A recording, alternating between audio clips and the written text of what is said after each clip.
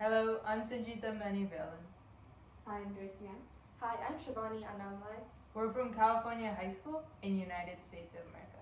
In our project, we wanted to help blind individuals. Blindness affects a significant part of the world population. The International Agency for the Prevention of Blindness reports that as of 2020, an estimated 43.3 million people are blind, and 295 million people live with moderate to severe visual impairment. For blind people, when holding a cane is inconvenient, such as when they're handling things with both hands, then we want to use a handless device that can sense objects in front of them.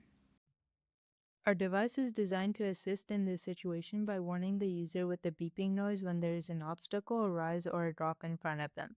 The device consists of a belt with a box of components and a sensor that can be attached to the user's shirt using a magnet. The box can be opened to replace the battery. The user turns on the device and calibrates it, setting the distance between the sensor and the ground as the base distance. The words written in braille underneath the power button and the calibrate button help the user differentiate them. Additionally, pressing the power button will cause a high tone to sound when turning on and a low tone when turning off. Similarly, pressing the calibrate button produces a low tone followed by a high tone. These audio cues allow the user to be certain that the device is on and calibrated properly, preventing accidents. As the user starts walking forward, the sensor continues to take distance measurements in echo time every 200 milliseconds.